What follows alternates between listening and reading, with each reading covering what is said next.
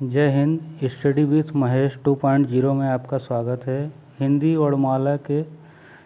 वर्णमाला परीक्षा उपयोगी प्रश्न आज हम पढ़ेंगे एमसीक्यू टाइप में।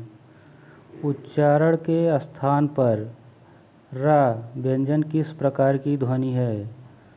पार्श्विक व्यंजन, लुंठित या प्रकंपित व्यंजन, उच्छ्रित व्यंजन, संघर्षी व्यंजन। तो उच्चारण के आधार पर रा व्यंजन जो है वो लुंठित व्यंजन है।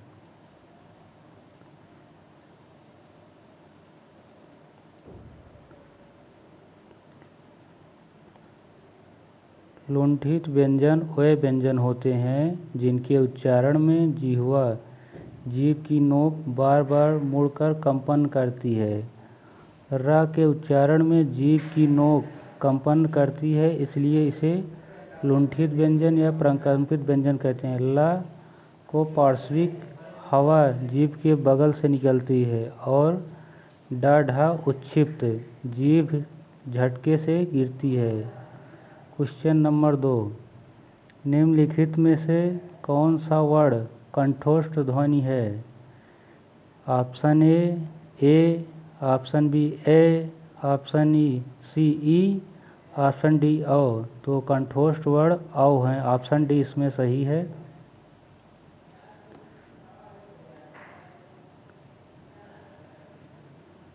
कंठोष्ठ ध्वनि का उच्चारण कंठ, गले, ओष्ठ दोनों की सहायता से होता है। ओ और औ कंठोष्ठ स्वर हैं क्योंकि इनका निर्माण आ कंठ प्लस उ ओष्ठ के मेल से होता है। ए और ए कंठ तालव्य ध्वनियाँ हैं। प्रश्न नंबर 3, जिन व्यंजन ध्वनियों के उच्चारण में मुख विवर में कम श्वास वायु निकलती है वो कहलाते हैं? ऑप्शन ए सघोष, ऑप्शन बी महाप्राण, अल्पप्राण और उघोस्तर। तो इसमें ऑप्शन जिन वर्णों में कम निकलता उन्हें अल्पप्राण कहते हैं। ऑप्शन सी इसमें सही है।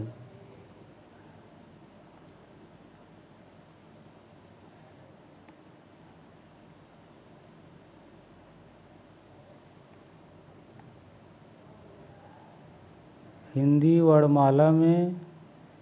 वर्णमाला में अयोगवाह वर्ण कौन से हैं? ऑप्शन ए आ, ऑप्शन बी ई, ऑप्शन सी री, ऑप्शन डी अंकहा। तो इसमें ऑप्शन डी सही है, अंकहा। हिंदी वर्णमाला में अयोगवाह अंकहा है। अयोगवाह वह ध्वनियाँ हैं जो न केवल स्वर हैं न ही पूर्ण व्यंजन, लेकिन ये स्वरों के सहारे चलती हैं। ये दो हैं अनुस्वार अंक और विसर्ग आहा। इन्हें अयोगवाह इसलिए कहते हैं क्योंकि ये योग मेल न होने पर ही अर्थ वहन करती हैं। प्रश्न नंबर 5, चा, छ, ज, झ, इया आदि व्यंजन क्या कहलाते हैं? ऑप्शन ए मूर्धन्य व्यंजन, ऑप्शन बी तालव्य व्यंजन, ऑप्शन सी दंत व्यंजन, ऑप्शन डी होष्ठ व्यंजन। च, छ, ज, झ, इया तालव्य व्यंजन ऑप्शन बी कहलाते हैं।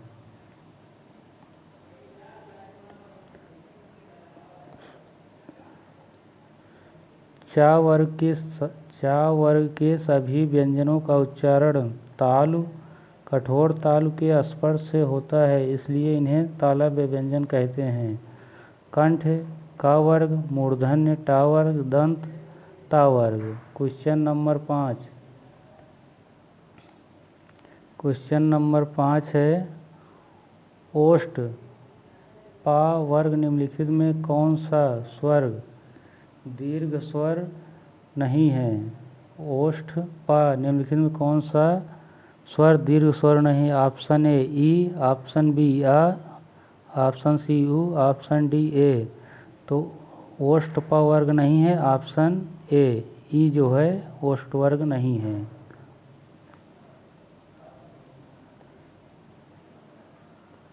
दीर्घ स्वर वे स्वर होते हैं जिनके उच्चारण में हस्र स्वरों से 2 गुना समय लगता है।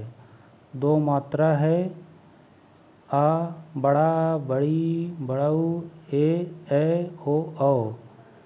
ई एक ह्रस्व स्वर मूल स्वर है जिनके उच्चारण में सबसे कम समय लगता है। एक मात्रा जिन व्यंजन के उच्चारण में जीभ के अग्रभाग को मसूड़े के पीछे वाले भाग वर्ष को छूना पड़ता है, वह कौन सा है?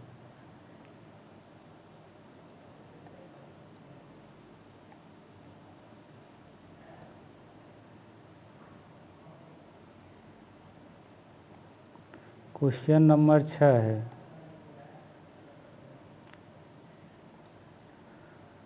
क्वेश्चन नंबर 6 है, सभी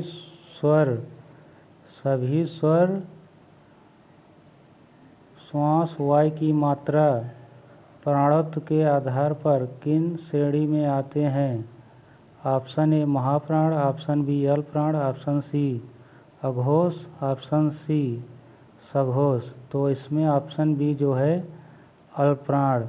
सभी स्वर श्वास की वायु से प्राणत्व के आधार पर आते हैं, अल्पप्राण।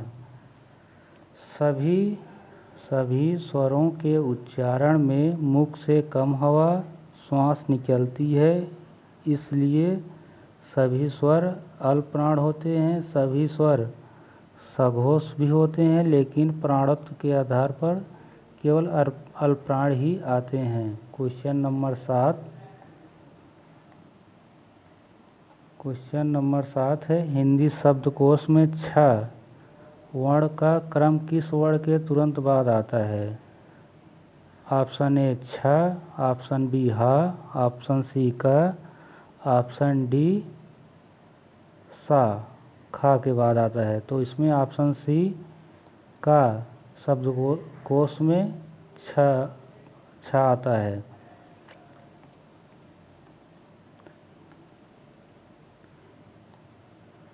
छ एक संयुक्त व्यंजन है जो का सा से मिलकर बना है। शब्दकोश डिक्शनरी में संयुक्त व्यंजनों के उनके पहले वर्ण का के बाद ही रखा जाता है, इसलिए छ का क्रम का के ठीक बाद आता है। क्वेश्चन नंबर 8, निम्नलिखित में कौन सा समूह केवल सघोष व्यंजनों का है?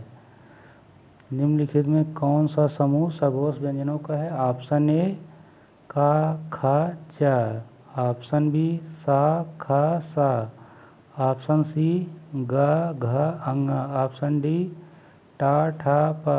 तो ऑप्शन सी इसमें है का, ग, घ, अंग सही है, जो कि केवल सघोष हैं।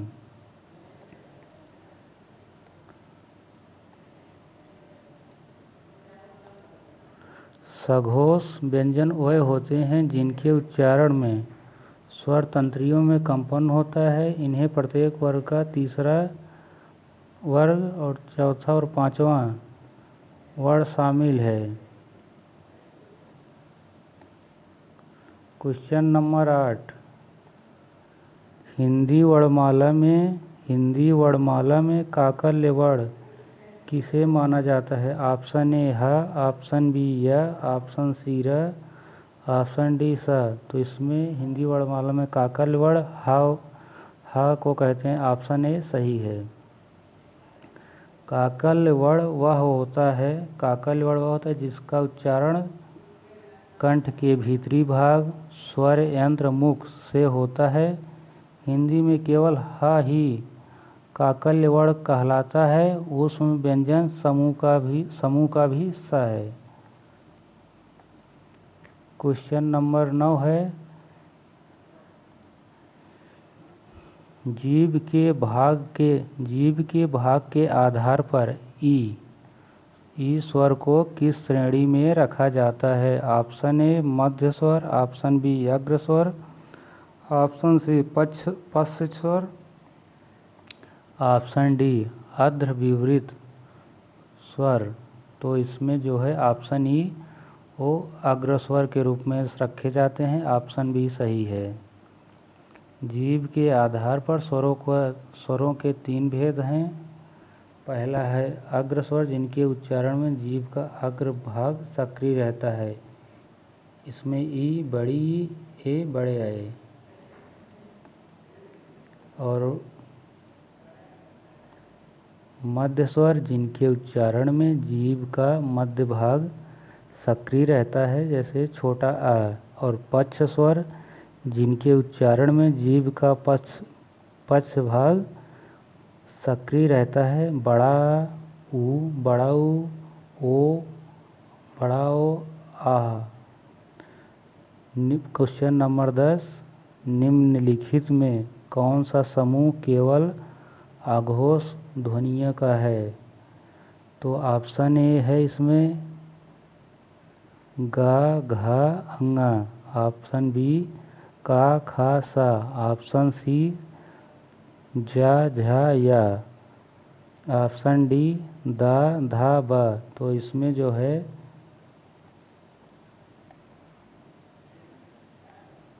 इसमें ऑप्शन जो है बी है, का, खा, सा जो हैं केवल अघोष हैं। अघोष ध्वनियाँ वे ध्वनियाँ होते हैं जिनके उच्चारण में स्वर तंतुओं में कंपन नहीं होता है। इसमें प्रत्येक वर्ग का पहला दूसरा व्यंजन आते हैं, जैसे का, खा, चा, छा आदि। ऊष्म व्यंजन सा, खा, सा शामिल है। अन्य विकल्प सघोष ध्वनियों के समूह हैं। क्वेश्चन नंबर 11, किस वर्ण को पार्श्विक व्यंजन कहा जाता है? ऑप्शन ए रा, ऑप्शन बी या, ऑप्शन सी ला, ऑप्शन डी वा।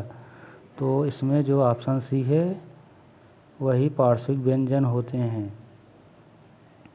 पार्श्विक व्यंजन वह होता है जिनके उच्चारण में जीभ के दोनों पार्श्वों बगल से निकलती है, जबकि जीभ की नोक मसूड़ों को छूती है। हिंदी में केवल ला ही पार्श्विक व्यंजन है। र लुंठित और या और वा अर्धस्वर हैं। हिंदी में केवल लेखन के आधार पर कुल वर्णों की संख्या कितनी मानी गई है?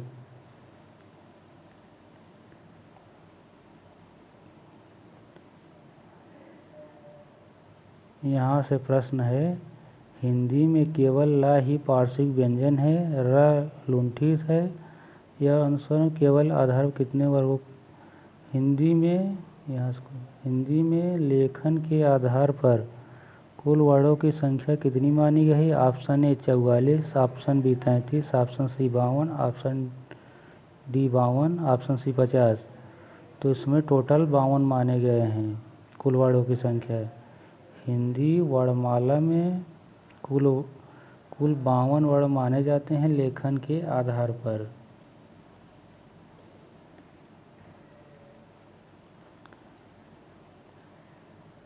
स्वर 11 हैं, व्यंजन 33 हैं, संयुक्त व्यंजन 4 हैं, छत्र ज्ञाश्र अयोग्य व 2 हैं, अंका।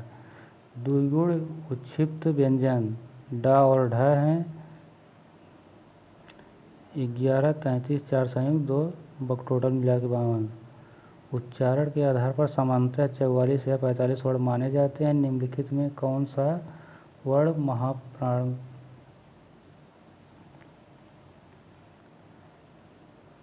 क्वेश्चन आ गया,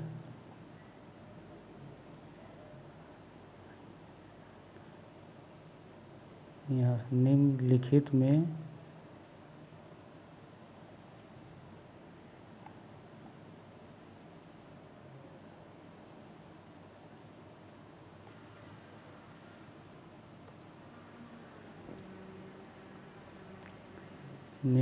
में कौन सा वर्ण महाप्राण और ऊष्म व्यंजन दोनों हैं। ऑप्शन ए या, ऑप्शन बी रा, ऑप्शन सी वा, ऑप्शन डी हा।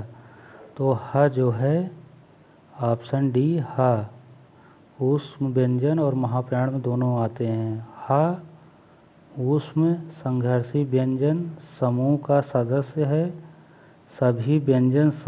सभी ऊष्म व्यंजन शाखासाह महाप्राण होते हैं क्योंकि उनके उच्चारण में मुख से अधिक वायु श्वास बाहर निकलती है। या रा व अंतस व्यंजन है और ये सभी अल्पप्राण होते हैं।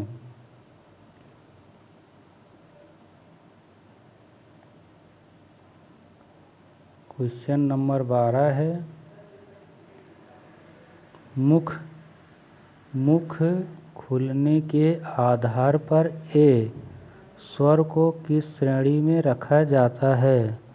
ऑप्शन ए संमित स्वर, ऑप्शन बी विवृत, ऑप्शन सी अर्ध संवृत, ऑप्शन डी अर्ध विवृत स्वर।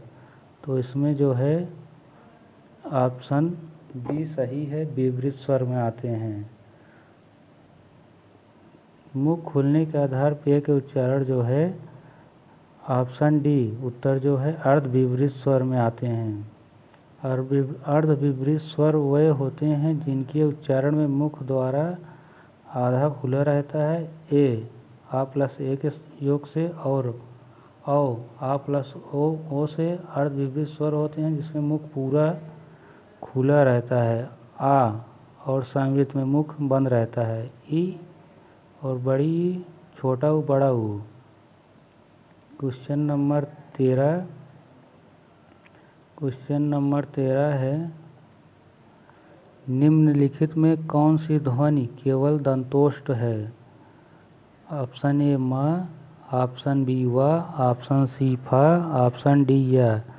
तो दंतोष्ठ जो है वो वा है, ऑप्शन बी इसमें सही है।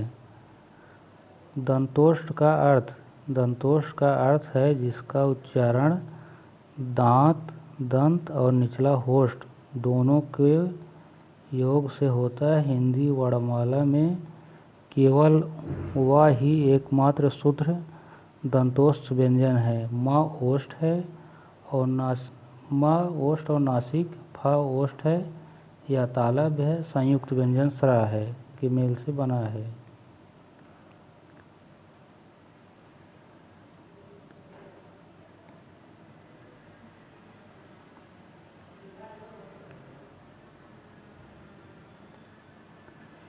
निम्नलिखित में कौन सा वर्ण अल्पप्राण और अघोष दोनों हैं? ऑप्शन ए आ, ऑप्शन बी जा, ऑप्शन सी चा, ऑप्शन डी ढ। तो अल्पप्राण और अघोष जो हैं ऑप्शन सी चा इसमें सही है। ऑप्शन जो वर्ण अल्पप्राण प्रत्येक वर्ग का 1, 3, 5 और अघोष प्रत्येक वर्ग का दूसरा होता है। दोनों वर्ग पहला वर्ग चा वर्ग में आते हैं।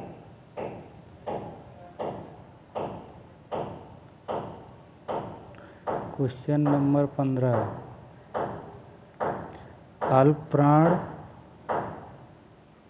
अल्पप्राण र स्वर का उच्चारण कौन सा है? ऑप्शन ए कंठ, ऑप्शन बी तालु, ऑप्शन सी दंत, ऑप्शन डी मूर्धन्य। अल्पप्राण में री का उच्चारण मूर्धन्य, ऑप्शन डी सही है।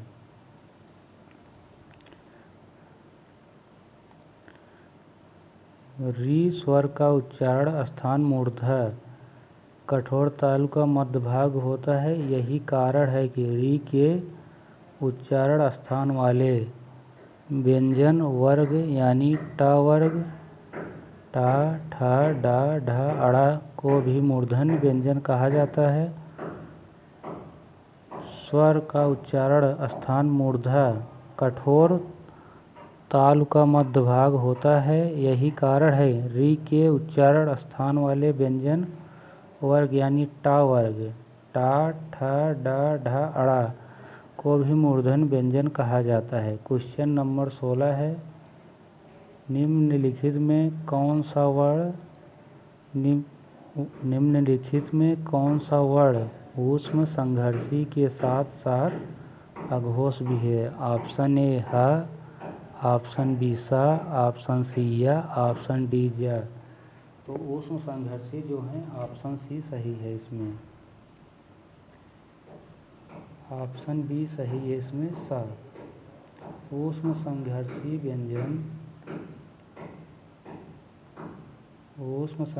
व्यंजन सा, खा, सा, हा होते हैं। इनमें सा, खा, सा अघोष होते हैं क्योंकि कंपन नहीं होता, जबकि हम ऊष्म में होते हुए भी सघोष होता है क्योंकि इसमें कंपन होता है।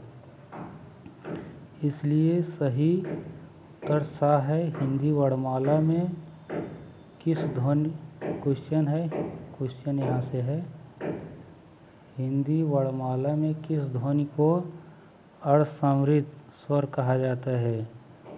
बड़े आ को, ऑप्शन बी ई को, ऑप्शन सी ए को, ऑप्शन ए को। तो इसमें ऑप्शन सी सही है। अर्धसमृद्ध स्वर वे होते हैं जिनके उच्चारण में मुख्य द्वार आधा बंद रहता है। हिंदी में ए और औ अर्धसमृद्ध स्वर हैं, ई समृद्ध स्वर है और आ विवृत है। क्वेश्चन नंबर 17,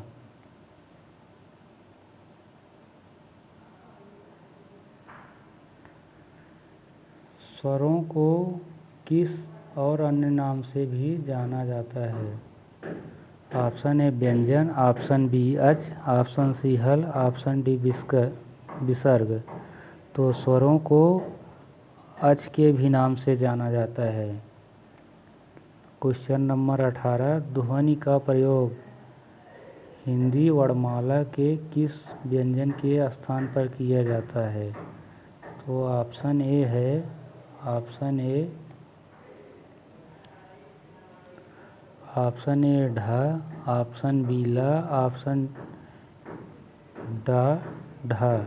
तो ऑप्शन बी इसमें ला सही है। ला ध्वनि का प्रयोग मुख्य रूप से मराठी और दक्षिण भारतीय भाषाओं में होता है।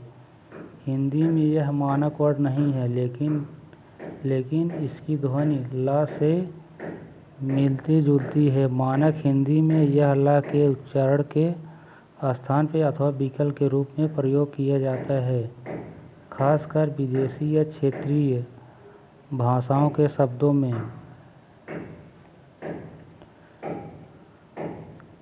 Thank you. Next class.